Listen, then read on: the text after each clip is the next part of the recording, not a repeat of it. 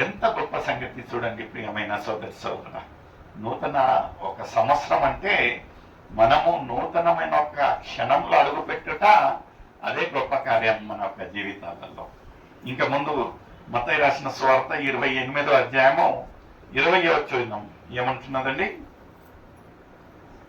Book of Matthew 28th chapter 20th verse. నేను మీకు ఏ సంగతులను ఆజ్ఞాపించుతున్నో వాటన్నిటిని గైకొనవాలనని వారికి బోధించుడి. ఇదిగో నేను యుగ సమాప్తి వరకు మీతో కూడా ఉన్నాను. హల్లెలూయా. ఈ సంవత్సరము వచ్చే సంవత్సరం కాదండి. మనుషులు బాగుంటే ఈ సంవత్సరం మనతో మాట్లాడతారు, వచ్చే సంవత్సరము అయితే దేవుడు ఒక సృష్టికర్త ఎంత గొప్పగా ఏమంటా ఉంటున్నాడంటే యుగ సమాప్తి వరకు నేను నీకు తోడుగా ఉంటాను. ఎంత గొప్ప దేవుడు. అందుకనే ఆ ఒక కీర్తనలో 118:8 ఏమంటున్నదంటే నరులను నమ్ముట కంటే యెహోవాను ఆశ్రయించుట మేలు. నిజంగా మనుషులు ఏంటంటే తాత్కాలికమైన ఒక సమాధానము, సంతోషము గిట్ట పోతే 2వ రోజు కనపడరు. ఈ బర్త్డేకి ఉన్న వాళ్ళు వచ్చే బర్త్డేకి వస్తారని గ్యారెంటీ లేదు. అయితే దేవుడు ఎలాంటి ఒక గ్యారెంటీ ఇస్తా ఉంటున్నాడంటే యుగ సమాప్తి వరకు నేను నీకు తోడుగా ఉంటాడంట. హల్లెలూయా, హల్లెలూయా. నిజంగా ప్రియమైన సోదరి సోదర, యేసయ్య దేవుడు పదే పదే మనతోటి ఎంత గొప్పగా మాట్లాడుతూ ఉంటున్నాడు. ఏమంటా అంటున్నాడు అంటే మనం భయపడాల్సిన పనే లేదు. ఎంత చక్కగా దేవుడు ఏమంటా అంటున్నా అంటే యుగ సమాప్తి తర్వాత మనకేం తెలుస్తుంది? అవునా? ఏమన్నా లోకంలో ఉండేంత వరకే. అయితే దేవుడు ఎలాంటి ఒక నిరీక్షణ అంటే యుగ సమాప్తి వరకు నేను నీకు తోడుకుంటా. ఇంకొక వచనంలో ఎక్కడంటే మీ యొక్క ముదిభిప్రాయం వరకు నేను నిన్ను ఎత్తుకొని నడుస్తాడంట, ఎత్తుకుంటాడంట. ఎంత చక్కటి I carry you until your grey hairs అంటా ఉంటున్నారు. చూడండి ప్రియమైన సోదరి సోదరుడు, ఎలాంటి గొప్ప దేవుణ్ణి మనము సేవిస్తా ఉంటున్నాము. ఎంత గొప్ప నిరీక్షణ ఉంటున్నది విశ్వాసులుగా మనకు. అదే రీతిగా ద్వితీయోపదేశ కాండము 31వ అధ్యాయము 6వ వచనం. Book of Deuteronomy 31st chapter 6th verse. భయపడకుడి, వారిని చూసి దిగులు పడకుడి, నీతో కూడా వచ్చేవాడు నీ దేవుడైన యెహోవాయే, ఆయన నిన్ను విడువడు,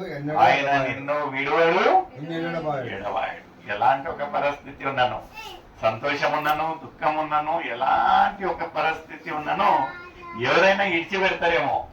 ఆ రోజున యోగు భార్య ఏమని చెప్పి ఉంటున్నది? నైనా ఇంత లాస్ అయింటున్నది. ఆయన యోగుతో ఉన్న ఒక సహోదరులు వాళ్ళ ఒక స్నేహితులే ఎగ్గొట్టిపోతే భార్య ఏమన్నదంట, కట్టుకున్న భార్య, నీకు ఇంకా ఏం కావాలి? ఆ ఒక దేవుణ్ణి దూషించి మరణించు అన్నది. కట్టుకున్న భార్య ఎవరన్నా అంటారండి? అయితే పరిస్థితుల్లో అంతే. తల్లిదండ్రులు ఇంకా కొన్ని పరిస్థితులలో నోటి చెప్తారు, ఎందుకంటే కఠినమైన ఒక పరిస్థితి. అయితే మన దేవుడు ఎలాంటి ఒక దేవుడు అంటే ఎలాంటి ఒక పరిస్థితి ఉన్ననో నేను నిన్ను విడువను, ఎడబాయను అంటున్నారు. నిజంగా మనము విశ్వాసులుగా ఏం చేయాలంటే ఎప్పటికీ దేవుని పైన నిరీక్షణ పెట్టాలి. అతన్ని తల్లిదండ్రులని ఇష్టం వచ్చినట్టు మాట్లాడమని కాదు. తల్లిదండ్రులు అంతా లోకరీతిగా ఉండాల్సిందే.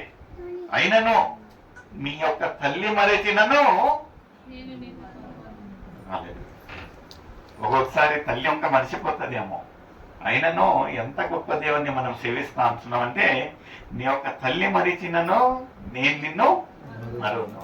చాలా చక్కగా ఈరోజు బర్త్డే రోజున గాడ్విన్ సువర్ణతో పాటు మన అందరితోటి దేవుడు ఎంత చక్కటి మాటలు చెప్తా ఉంటున్నాడు. మన ఒక జీవితానికి కావలసిన ప్రతి ఒక్క గొప్ప మాటలు. నిజంగా ప్రియమైన సోదరి సోదరుడా, ఇలాంటి ఒక మాటలు ఎప్పుడన్నా మన ఒక జీవితంలో మనము అనుభవిస్తామో వింటామో లేదో నాకు తెలియదు, కానీ ఎంత చక్కగా ఉంటున్నది. నిజంగా ప్రియమైన రాబోయే రోజులలో ఏమవుతుందంట, కరువు కాలం వస్తుందంట. తిండికి కాదండి, దానికి వాక్యానికి ప్రలాపిస్తామంట. ఎవరైనా చెప్పండి వాక్యము, నేను వినాలని ఉన్నా అంటే నైనా ఉన్నప్పుడు ఏం చేసుకున్నావు? సైకిల్ వేసుకుంటా కూర్చున్నావు వాక్యం చెప్పేటప్పుడు. నిర్లక్ష్యం చేసినావు. అప్పుడేం చేసినావు? ఒక ధనవంతుడు ఇంకా అన్నాడంట, అబ్రహామా తండ్రి, నా ఒక సహోదరులు నశించిపోతా అంటున్నారు, ఒక్క ఛాన్స్ నైనా వాళ్ళకి వెళ్ళిపోయి నేను చెప్తానంటే, ఉన్నప్పుడు ఏం చేసినావు నైనా? నువ్వు ఉన్నప్పుడు ఏం చేసినావు? ఎంజాయ్ చేసినావు, తినుడి త్రాగుడి. ఎప్పుడన్నా దేవుని గురించి ధర్మశాస్త్రం నీకున్నది కదా అందుబాటులో, ఏమని చేశావంటే, ఎవరైతే ఆ ఒక కుష్ఠరోగి, ఎవరైతే అక్కడ ముష్టివాడు కుక్కలు తిని విసిరేసినై అయి తిని బ్రతికాడు, లాజరయ్య ఎక్కడున్నాడంటే అక్కడ ఉన్నాడు, దేవుని యొద్దన.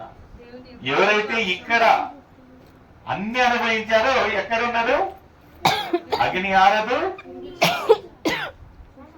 చూడండి ప్రియమైన, ఎప్పుడు అనుకూలమైన ఒక సమయం దొరికినప్పుడు దేవుని యొక్క సన్నిధిలో దేవుడు ఎవరి ద్వారా ఎలా ఎప్పుడు ఏం మాట్లాడతాడో మనకు తెలియదు. అయినను దేవుడు పదే పదే మిమ్మల్ని తడతా అంటున్నాడు. ఏదో ఒక బర్త్డే ద్వారా, ఏదో ఒక మెమోరియల్ ప్రేయర్ ద్వారా, ఏదో ఒక ప్రేయర్స్ ద్వారా, ఏదో ఒక ఆలయంలో కూటం ద్వారా దేవుడు పదే పదే నిన్ను హెచ్చరిస్తా ఉంటున్నాడు. బిడ్డ, నీ యొక్క ఆత్మీయ జీవితం ఎలా ఉంటున్నది? ఎలా ఉంటున్నది? రేపు చూసుకుందాంలే, రేపు అనేది మనది కాదు. ఏమైనా గ్యారంటీ కార్డు ఉందండి మన కాడ? నా కాడ మాత్రం లేదండి. ఎందుకంటే నేడే అనుకూలమైన సమయము, రక్షణ దినము ఈ రోజే. మన సిద్ధపాటు ఎలా ఉంటున్నారో మీరు అనుకోవచ్చు. బర్త్డే రోజున సిద్ధపాటు గురించి మాట్లాడుతూ ఉంటున్నారు. ఏం తప్పు లేదండి, ఏం తప్పు లేదు. ఎందుకంటే మీరు విన్నారో చూశారో లేదో కానీ ప్రతిసారి ఎక్కడైతే ఎవరన్నా మరణించినప్పుడు నాకు ఒక మంచి ఒక అలవాటు ఏముంటున్నదంటే, అతను ఎప్పుడు పుట్టాడో ఎప్పుడు మరణించాడు అనేది ఆ ఒక డేట్ చూసుకుంటాను నేను. చాలా 90% మీరు చూశారో లేదో నాకు తెలియదు కానీ వాళ్ళు పుట్టిన మాసంలోనే చనిపోయిన రోజులు చాలా మంది ఉంటారు. మీరు చూశారో లేదో నాకు తెలియదు కానీ వాళ్ళు ఆ మాసంలో, మార్చిలో అయితే మార్చు, జూన్లో అయితే జూను. మంచి ఉదాహరణ అంటే ఐజీదే చాలా ఉన్నాయి. ఇప్పటి నుంచి ఆ ఒక అలవాటు చేసుకోండి. నాన్న మామూలుగా చేస్తారు కదా, అతను పుట్టిన మాసమే మరణించినట్టు మనం చూస్తా ఉంటున్నాము. చాలా మనం అనుకోవచ్చు ఈరోజు బర్త్డే చేసుకున్న గొప్పగా ఉంటున్నదంటే, మరణం అనేది ఎవరు తప్పించుకోలేరు. ప్రియమైన సోదరుడు, ఆ ఒక చేదుతనం ప్రతి ఇంట్లో ఉండేదే. ఇది అనుకూలమైన సమయం కాదు దాని గురించి మాట్లాడటము. అయినను ఆ తురుకోళ్ళు ఏమంటారంటే, ఏక్ దిన్ మే 7 బార్ కబర్ కో యాద్ కర్నా అంట. ఎవరన్నా తురక వాళ్ళని పోయి అడగండి, 7 బార్ 7 సార్లు. ఎందుకంటే మనం ఎవరు ఏందనేది తెలుసుకుంటామంట. మనం ఎక్కడ ఉంటున్నది మన ఒక స్పిరిచువాలిటీ, ఎక్కడ ఉంటున్నది మన ఒక ఆత్మీయ జీవితం అనేది తెలుసుకునే అనుకూలమైన ఒక సమయం. ఏది ఏమైనా ప్రియమైన సోదరుడా, దేవుడు ఎంత గొప్ప నిరీక్షణ ఇస్తా ఉంటున్నాడు. సురక్షితంగా మనల్ని కాపాడుతూ ఉంటున్నాడు. నిన్ను విడువను ఎడబాయనంటా ఉంటున్నాడు. నేను నీకు నా ఒక సమాధానం, శాంతి ఇస్తానంటా ఉంటున్నాడు. ఏది ఏమైనా నీది తాత్కాలికంగా నువ్వు ఏమైనా కన్నీటిలో ఉన్నట్లయితే నీ యొక్క ప్రతి కన్నీటి వాక్యాన్ని తుడిచివాడుగా దేవుడు ఉంటున్నాడు. ప్రియమైన సోదరుడా, ఎంత చక్కగా ఉంటున్నది ఈ యొక్క వార్త. మనమందరం కళ్ళు మూసుకుందాం. ఈరోజు గాడ్విన్ సువర్ణ ఒక బర్త్డే ఉంటున్నది. ఈ యొక్క బిడ్డలను దేవుడు ఆస్వాదించలాగా